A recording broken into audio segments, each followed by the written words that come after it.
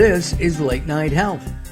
This is the radio show that cares about the most important part of your life, your health. Hi, I'm Mark Allen, along with the insane Daryl Wayne. And Daryl and I, during the next hour, we're going to take a look at a couple of things that touch each and every one of us. During the second part of our show, we're going to talk about a new book, The Friction Factor. We're going to find out how a busy person can have a sustainable diet and exercise. It's something that I think each and every one of us needs to do, but we often don't. During the first part of our show, we're going to go to New Jersey. We're going to talk with our new friend, Harper Hall. He is with Ingredion, and we're going to talk a little bit about Ingredion. You've been there a long time, since 2007. Yes, Mark, I have. It was a previous company at that point before we were bought and then renamed to Ingredion and the organization that we all know today. Yep. And you work as a food technologist, and we'll find out about that. He has a degree in baking. He has a degree in Culinology, which is, I guess, a combination of culinary arts and technology, and we'll find out about that. We're going to talk about Elephant in the Room, the series that's coming up, critical communication strategies in the face of sexism. Harper, I'm going to ask some personal questions. If you don't want to answer them, you don't have to. You can say pass, just like they did in Password years ago on TV. He's too young to remember that. How do you self-identify? How do I self-identify? Yes, I am a non-binary trans-masculine individual, and I was assigned female at birth. So that's a little bit about me, since nobody's seeing me on screen. And I started my transition journey pretty late in life. I was 38 years old before I finally crashed. And my husband actually helped me pick up the pieces, looked at me and said, "Why is your man brain fighting with your lady brain so much?" And I was like, "What? Wait." And I learned a whole lot about him along the way and his perception of me. And that, no, I was never really entirely a woman, but he was always fine with who I was. So my chin dropped when you said that you were 38. Mm-hmm. You look 23. So, well, I was going to say that too, Daryl. I haven't. Thank you. No, now I'm while you were there, did you say, "Oh, by the way, if you can take a little age off my face, I'll take it"? Or yeah, what's the secret? I want that cream. Yeah, no kidding. Harper, as a transgender, and I'm using that as a encompassing term. Have you experienced sexism in the workplace, or in the market, or Yeah, I do find myself often in a strange spot, right? And I do consider myself to be transgender, part of the transgender community. Not all non-binary people are going to consider themselves to be part of the transgender community. So that's an important distinction, even if they use the language such as I do, transmasculine, to describe themselves. There's a whole lot of different terms that people can use to describe themselves within that gender experience, right? Because there's a lot of different ways that we do experience gender. And one thing, of course, going back to, as you mentioned, I started out in the culinary world, right? And being younger in that space, having been considered a girl or a woman in that space, that's a tough environment to be in anyway. Yeah. Right? Then coming into the world of science, sometimes you're still facing a little bit of a tough space, a tough crowd, let's say. For me, I do have the privilege of being white. I do realize that. But I am in spaces with a little bit lower income, right? My family was not the most well off, so I've got a huge burden of student loan debt. Yay, like many other millennials, though, right? So I'm certainly not alone in that respect. Right. So I am keenly aware of where I have had a little bit of an uplifting experience in life, and then maybe not as much in some other areas as well. And we all have that blend, right? That's intersectionality as we speak about it. I think that when people think of sexism, they think of a boss saying, "Hey, honey, you want to advance? Let's spend the weekend together." Oof, yeah, yeah. Yeah. And that's a real blatant version of it. But even when you walk into work some days, I remember when we were first able to wear jeans here, and actually, because we're an old company, we weren't always allowed to wear jeans in the office. And it might even have been, it actually was in a day that I was clearing snow off of my car, so not too dissimilar than this morning. And I just wore jeans because we were on the cusp of being able to do that. And I remember being looked at differently. I have had children. I'm a little bit curvier maybe than some folks. And I got looked at. And that was definitely, I was still presenting as a woman at that time, right? Now I get called dapper maybe, but I just traveled to Atlanta, for example, and I'm in a three-piece suit. I look a little different than I did. I've been on testosterone therapy for some time, and everyone in Atlanta was just like calling me ma'am. And I'm like, but I'm in a three-piece suit. I'm not dressed anything like a woman You got right a now. three-piece suit on with a tie. Right? Yeah. And somebody did call me dapper at the airport. I mean, and that is my style, yes. Technically, I am a dapper dressing person. Look a little bit more like drag some days, maybe, right? Is my style. I can laugh at myself there. But still, and I feel like that's where some of the hang up has been in my career too, is I still shake in my boots sometimes going into a room filled with individuals, and all I'm afraid they're going to see me as a woman or somebody who's confused because I'm a little different, right? And this young phenomenon, everybody, all the kids out there are non-binary these days. Oh my goodness, that's got other thoughts about that. We're talking with Harper Hall. And we're talking about the upcoming Elephant in the Room series, critical communication strategies in the face of sexism. Our mutual friend, Harper and mine, Amy Summers from Pitch Publicity and Inisivox. And if you want information on that, you can go to, do you have it there? I left the website off, inisivox.com, and you should be able to find out more about the 6-part virtual seminar series that's beginning on March 16th. Mark, when you walk into a room, I have a question, if you don't mind. Sure. When you said, that you were born, at the time of your birth, you were identified female, and do you feel that the reason that you transitioned to male was because that's what it was supposed to be in the first place, or is it an inventory of likes and dislikes, or is it a medical mistake? It's actually the way I interface with myself internally, right? And that's probably the best way that I can describe my experience. And yeah, I didn't transition to male. I don't identify as male, but in that space in between, and largely present more masculine. But I describe myself internally as mixed pieces, not broken or missing pieces. The best of both worlds. About that, but right. Exactly, pieces of both. Yes, and saying that I am yes, a gender assigned at birth. Was female does relate to the sex characteristics a body has, right? So that's kind of how some of that language shapes up. Yeah, because it sort of goes back to the nature or nurture kind of question, but I don't certainly criticize anybody for making any choice that they do to make things right or make things the way they should be or they're supposed to be or how they feel, right? So I applaud you for that. Yeah. And you mentioned, did you say you have children?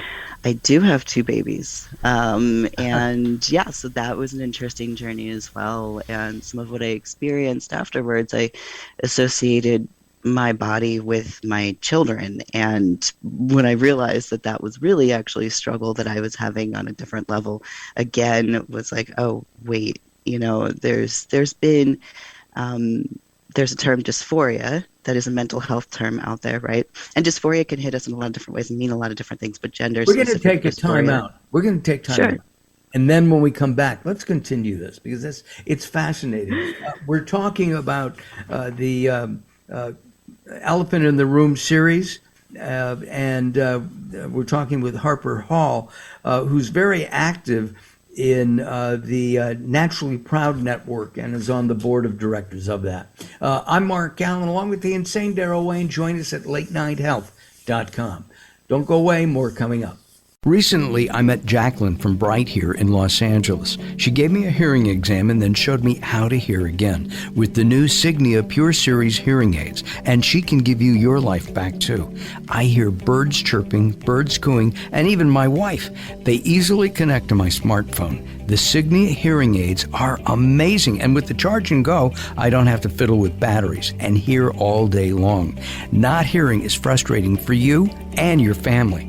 I know you don't have a problem, but trust me, call Bright Here now for a free hearing exam, a $125 value, yours free, just for making an appointment now. There are offices throughout the Los Angeles area.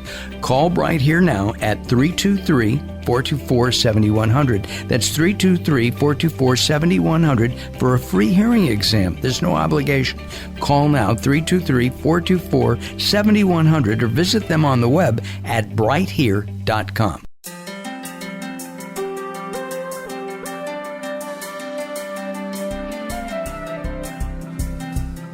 Late Night Health is proud of our partnership with the EBC, the Evolutionary Business Council.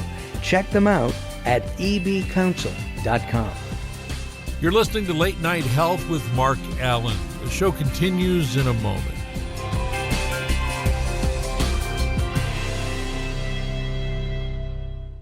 If you're listening to Late Night Health right now, you're part of the growing target of baby boomers we're serving.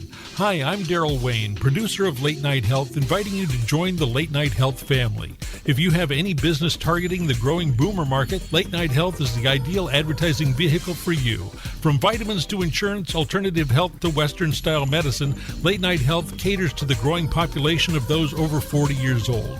This vibrant demographic has expendable income to fight aging, purchase travel, take care of aging parents, or just have fun. Find out about the advertising opportunities with Late Night Health. Call us at 805-391-0308. That's 805-391-0308, or email us at info@latenighthealth.com. That's info@latenighthealth.com. Join Late Night Health as we empower people to take charge of their own health care. Call now at 805-391-0308. That's 805-391-0308. It's time to tackle a tough topic, one that affects us all. We're talking about sexism in the workplace. The award-winning Identifying the Elephant in the Room series is back and ready to tackle some complicated communications issues again. This spring, we're focusing on critical communication strategies in the face of sexism. Join us as we hear from professionals in the natural products industry who have valuable career lessons to share and real-world experience to discuss from all sides of the elephant. It's time to have an honest and open conversation about the impact of sexism in the workplace and how we can make it better for everyone. Identifying the Elephant in the Room series starts March 16th. Register today at inicibox.vfairs.com. That's INICIBOX.VFAIRS.com, and join the conversation to be part of the solution. Sometimes it's not what you say, it's how you say it. Words are a critical aspect of success. How you get your point across is a crucial part of what makes anything sell. So do it right and hire a writer. Whether it's articles, blog posts, technical writings, website content, product descriptions, or ghostwriting anything from a novel to a nonfiction book about your navel, contact Servet Hassan. If you want it to sell, write it right. Email Servet at servet@servethassan.com. Late Night Health continues. I'm Mark Allen, along with the insane Daryl Wayne. Be sure to join us at latenighthealth.com, and you can hear us just about every place. Apple, Google, iHeart, Podclips. It goes on and on and on. I just found out we're on Amazon Music. So all of those places you can hear us. Our guest is Harper Hall. He is with the Global Flavor Applications and Technical Service Lead at Ingredion. And we're going to have you come back, Harper, and we'll talk about flavors. And I was just noticing a product, and it said, we don't use natural flavors, we use flavors. And I really wanted to explore that because I think it was orange. And instead of just adding natural flavors, which can be anything, it was specific. And I like that. Now I have to remember what the heck I bought. We are talking about sexism in the workplace. You used a word, dysphoria, and I'm not familiar with that. Can you explain what that is shortly? Yeah, so it's a bit of a disconnect, in my case, gender dysphoria, a disconnect between body and self in some respects. It's probably one of the easiest ways to explain it, although that's still pretty out there way to explain it. But that, as we were just talking about over the break that we took, Mark, can really disrupt if you talk about career development and career paths. There is a concept of a pie model, right? And pie is performance, image, and exposure.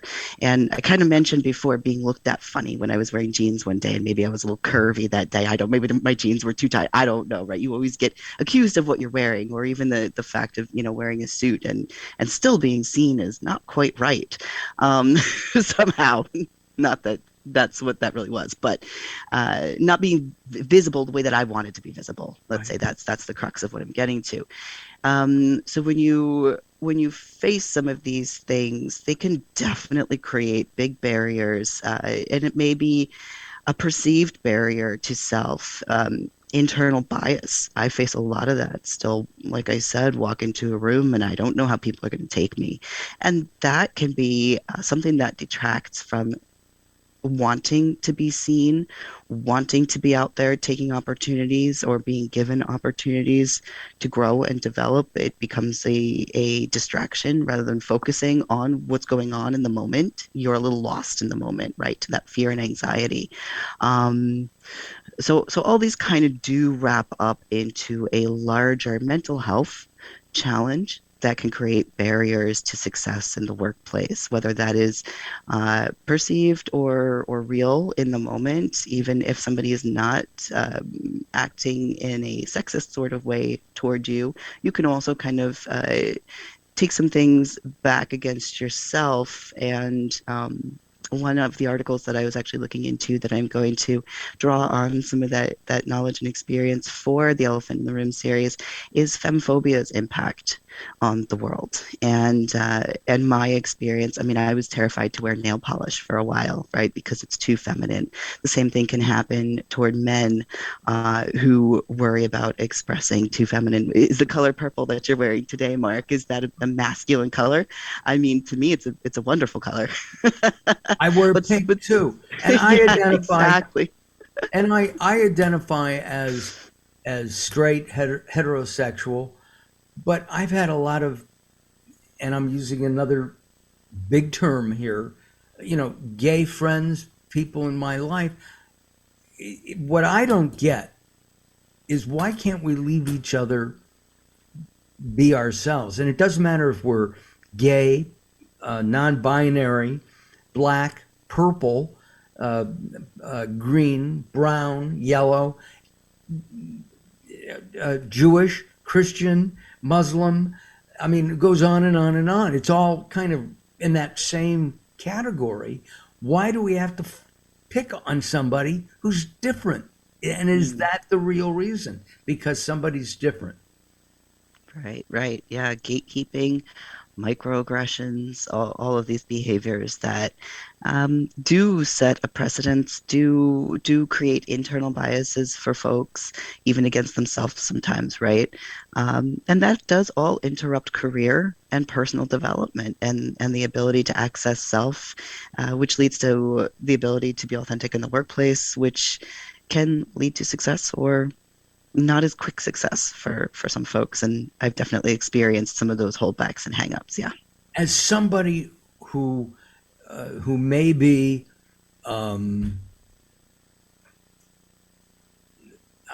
I'm trying to think of the right term.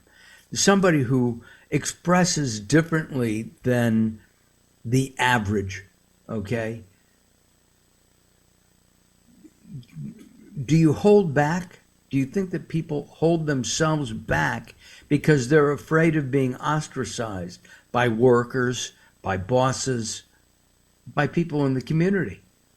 Yep. Yeah, I certainly did. And in my own career here, I worked with the organization for 12 years before I came out as even with my orientation in the workplace. And it was what started that conversation for me and allowed me to access that safety was the formation of Pride and Ingredion, which is our business resource group that I accidentally ended up becoming a leader of. Yeah.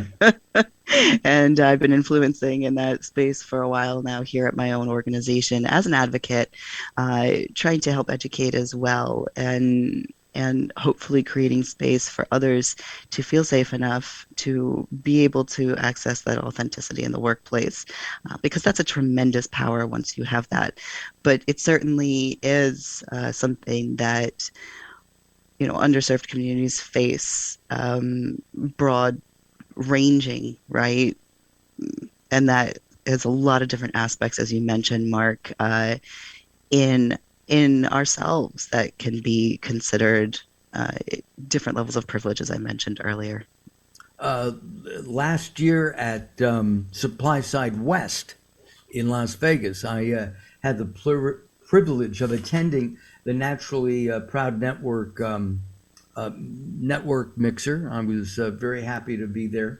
I won't make it this year at the Expo West, which is in a week as this airs. There'll be a big convention in Anaheim, California, called Natural Products Expo West, and I hope to see Harper there. I think we're on a panel.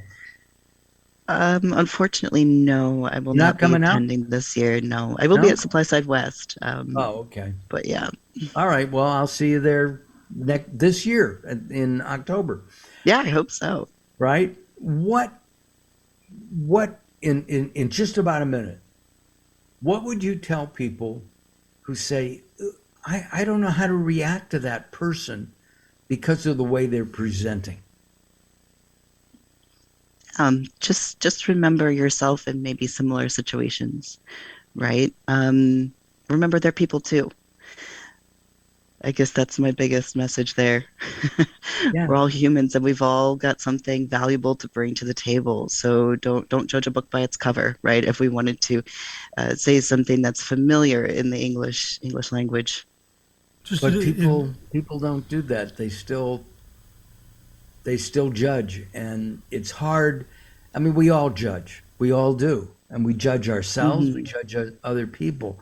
But you should be judging people on, I think, actions rather than the way they look, the way they talk, the way they present. I don't know. But with people like you and people like Amy Summers and Pitch Publicity and Nisi Vox, the Naturally Proud Network, we here at Late Night Health and Naturally Network, maybe we can help make the world a better place. Thank you very much for spending some time with us. We really appreciate it. Hold on, Harper. I'm Mark Gallen, along with the insane Daryl Wayne, and there are reasons for that. We accept Daryl as he is. And my jacket. Don't go away. More coming up.